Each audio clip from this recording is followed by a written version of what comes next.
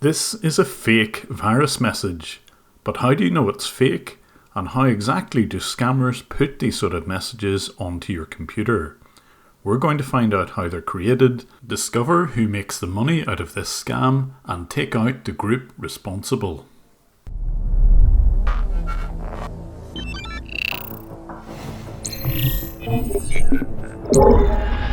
This is the screen of a scammer who receives calls from people who are fooled by the pop-up. He's using Skype to communicate with his colleagues, Nishant, Vineet and Sunil. Together they call themselves Compico, but this is a fake company name. When they receive calls from victims, they introduce themselves as Microsoft. Yes. Are you Microsoft Yes, support? sir. But suddenly, after they've had payment and they're checking up on their customers, then they forget they're Microsoft. Yeah, hi Robert. Sam this side, sir, your technician. Hi. How are you doing today, sir? Everything's fine right now. Wonderful. I was just calling you for the feedback, sir. How are your computers running? Okay. All right. And is there any problem with the transaction? Like yesterday, you're telling me you want to talk to the bank about it. Well, I just want to make sure the money went to Microsoft and not any other, not just no Joe Schmo. Right. So as I told you, it's an online Microsoft store. So Right. it's in Dedham, Massachusetts, and that store was online when you was facing the problem, and that's why they fixed this computer for you. So Okay. basically, what happened is, uh, it's not about Microsoft Store. It's they are the Microsoft certified technicians. But I checked with Microsoft and they're not Microsoft certified technicians, and although the address in Massachusetts does have something to do with the company, if you called their number, you'd be speaking to someone in Jaipur, not in the USA. The real company name is PC Protection Help, and here is its address in Jaipur. And when the scammers do get connectivity to their victims, their details are copied via Skype to the boss, who's called Nishant. You did a very good job, sir. I really appreciate your time and patience. Let me just check your computer. Now everything came back. Yeah, I know that, sir. I'm just checking your computer now, okay? Okay. Here, Paul or Anish copies the screenshot to his boss. Any kind of shopping, work. banking on it?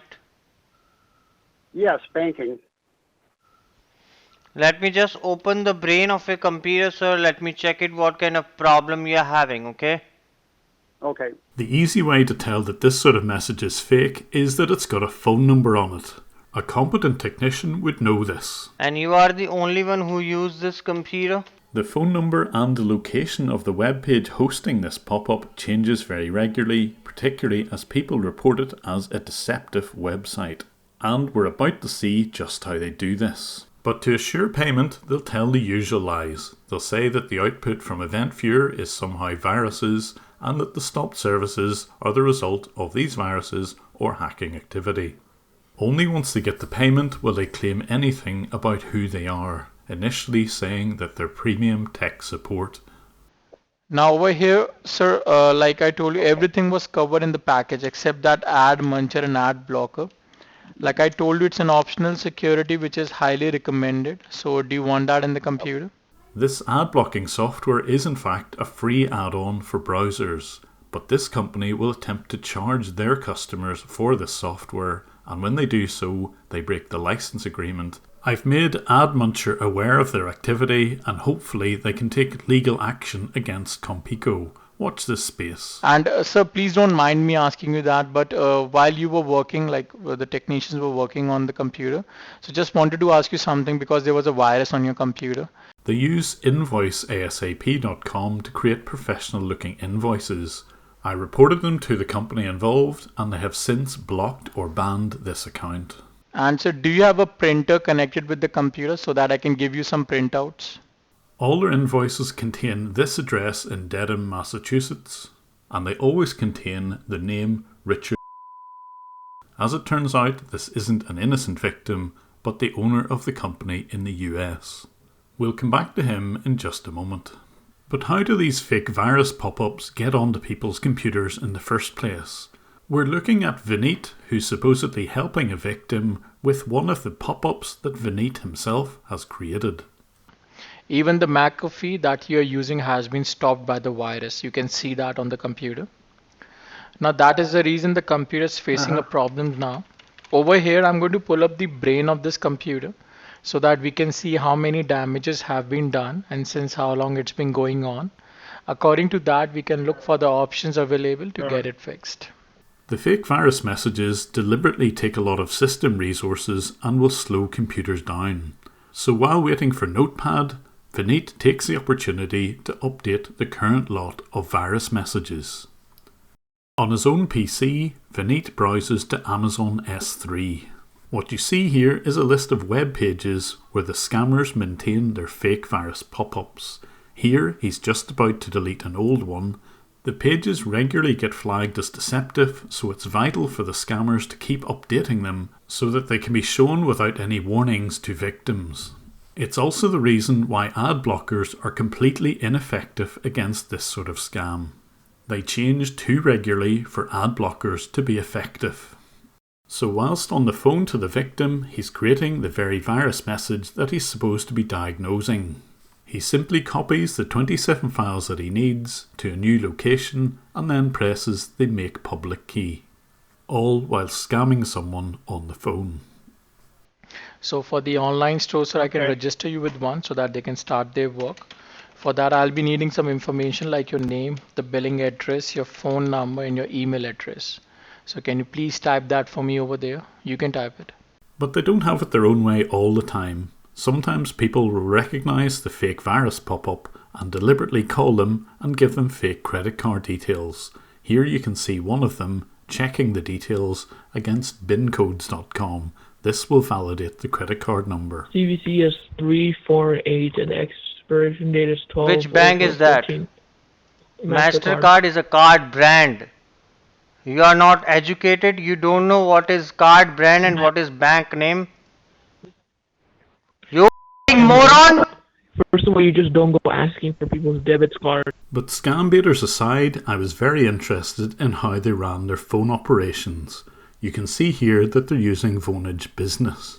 The initials of the account owner of this service is also Richard, the same name that we see on the invoices.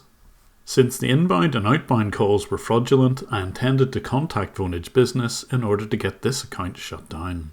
But I needed to find out exactly what Richard had to do with the business, and the best way of doing this was to contact him directly. I initially gave my name as someone that I knew had been scammed. I had his invoice in front of me.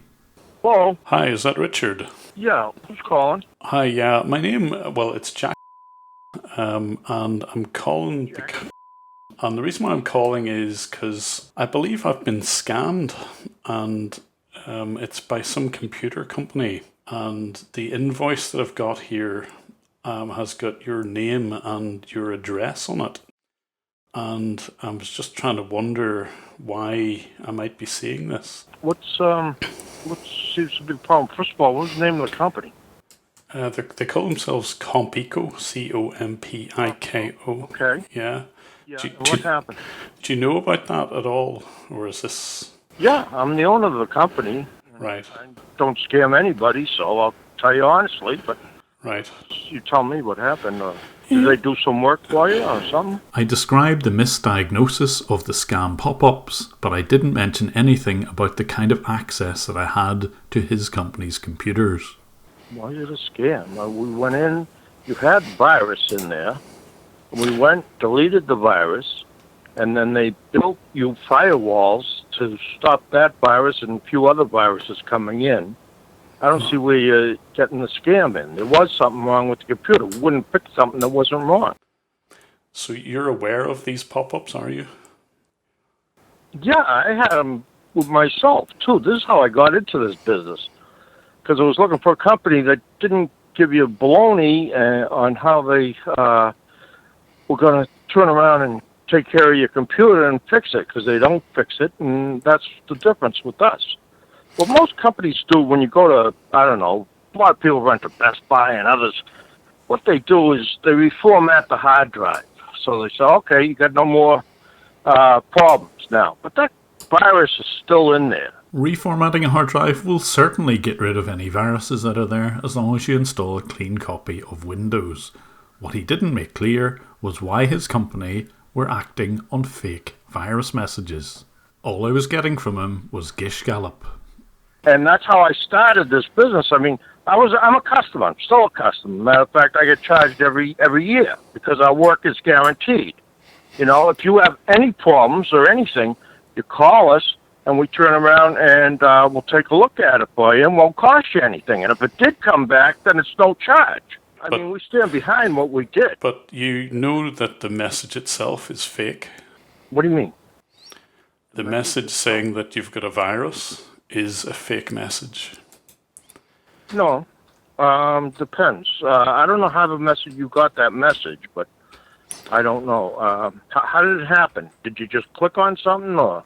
Oh yeah, I mean, I was browsing the web and this message suddenly popped up. Yeah. And what did the message say? Oh, it said you've got a virus and contact a number, and I phoned the number and I was through to what turned out to be your company. So that's how it happened. Okay. So yeah. you had the virus. I'm sorry, because I've had the same thing. And then we went in. But it's what's called JavaScript, and it's completely fake. And not only that, not fake. Sorry, I'm a computer technician, and I know it's fake. And not only that, not only do I know it's fake, I know that your company creates those messages and uploads them. No, absolutely not. Right. First of all, we're even hooked up with Microsoft, and we're approved by them and Apple to turn around and go in to fix the computers when they have a problem. This error message, that's why we get them. All right? When you have an error message, if you use it, are you using Microsoft or Apple? Oh, I use Microsoft. I use Windows. So Microsoft has certified us to go in and fix any problems with somebody's computer in Microsoft. Right. Okay, so how would I be a scam? Are your employees Microsoft? I mean, whenever I call them, and I have recordings of it, they introduce themselves as Microsoft. So are you sure they're Microsoft? Certified by Microsoft. Okay. Yeah. To go in and repair a Microsoft computer that has Microsoft on it. Okay. Right. Okay. So. We are certified by them. And they claim to apply and everything. Right. Okay. I mean, I can check that out. That's fine. I'll check it out with Microsoft. And you're sure about that, yeah? If I contact Microsoft, they will say yes. Compico are certified by us, and there'll be no issue there, yeah? There shouldn't be. I don't see any reason why. Shouldn't be. Okay. I mean, that's okay. I mean, if you're sure they're competent technicians. Where was I calling? I mean, it was a US number I was phoning, but I got the impression that they weren't in the USA. No, they are from India. I'll tell you that much. Right. Okay, and the person I'm in contact with, and they started the business with, he's in India. Okay, and we've become very good friends, to tell you the truth, over the years and everything. You know, because I've been doing this since, I don't know, a lot of years, 2016 or better, you know, and, you know, he's the one I contact, and those guys are very good, and I said, if I ever find anything illegal, I'll come down there and destroy you myself, you know, because I don't go for that stuff.